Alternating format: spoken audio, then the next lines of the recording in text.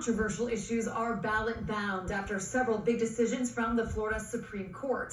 Florida justices upholding a 15-week ban on abortion signed by Governor Ron DeSantis in 2022. That move paving the way for an even more restrictive 6-week ban to take effect 30 days from now.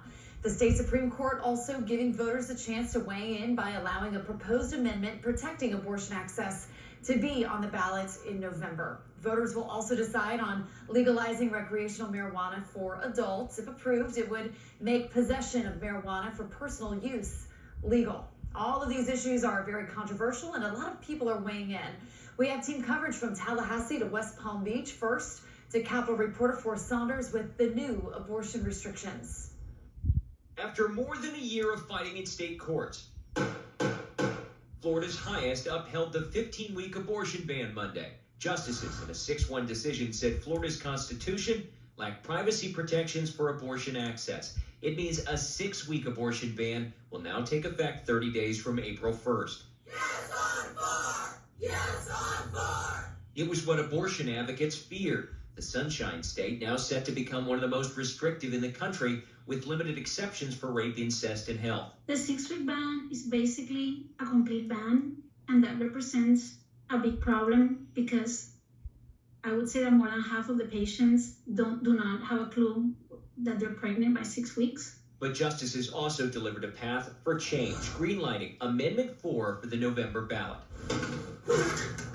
If 60% of voters approve, Florida returns to the point of viability, about 24 weeks, or, quote, when necessary to protect the patient's health as determined by the patient's healthcare provider. This is not a partisan issue. It's a healthcare issue. That's Lauren Brunzell. She's heading the Yes on 4 campaign and says to expect a massive effort to get it approved as November nears. The focus? Simple. So we want folks to know what's at stake. A yes vote on 4 is a vote to stop the 6-week abortion ban, but it's also a vote to remove politicians from this process more broadly. Florida's anti-abortion advocates already mustering to fight back. What Florida hasn't done is an outright ban on abortion with no exceptions. We begin when a child has a heartbeat. Florida's House Speaker and lawmakers behind the 6-week ban now calling for Amendment 4's defeat. They consider the ballot initiative too broad and dangerous, warning it will eliminate nearly all of the state's current abortion restrictions. This amendment rolls us back to the dark ages, before advancements in science and medicine, before Roe versus Wade. It is broad, it is far-reaching, it is dangerous, it is wrong for Florida. But again, before we get to November, Florida undergoing a major change in abortion law in the next 30 days, going from 15 weeks to a 6-week abortion ban. And you have healthcare providers already getting ready to deal with the consequences of that. Big question, will politicians face consequences as well? We will find out soon. That's the latest down here at the State Capitol. I'm Forrest Saunders reporting. We are hearing, of course, from a lot of people on both sides of this issue. Ethan Stein joining me now. You talked with voters who you say some didn't even realize this could make it to the ballot. Yes, not only did they not realize it could make it to the ballot, but also that extra trigger where it would then go back to 6 weeks, even further with removing these protections. Now, this ballot initiative would protect abortion rights after the state lawmakers try to remove those protections. It also gives voters another reason to vote in the presidential election. Making a splash is a new election issue for Floridians. I had my abortion at 20. That woman like Chadasia Noel, she had her abortion at 7 weeks. 6-week ban would have really messed me up because I was 20, I was living my life, and I wouldn't want to be stuck to him for my life. And I was so happy that I had that time frame that I did to figure things out and make the decision that was right for me. A decision from Florida's Supreme Court upheld a 15-week ban on Monday.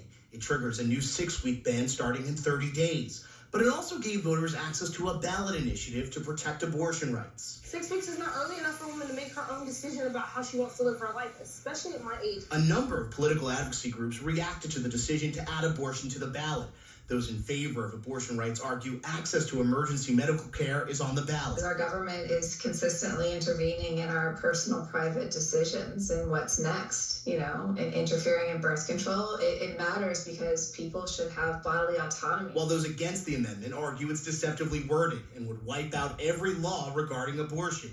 Willy Guardiola, with Right to Life, says he expects Democrats to use the issue to increase turnout. The left is going to be pouring in a ton of money because they know how important Florida is and how many electoral votes, so it's going to be huge. Chadasia says she doesn't affiliate with the party, but she says if the issue's on the ballot, she's more likely to vote. Because I don't want young women in my position to ever have to do something they don't want to nor have to.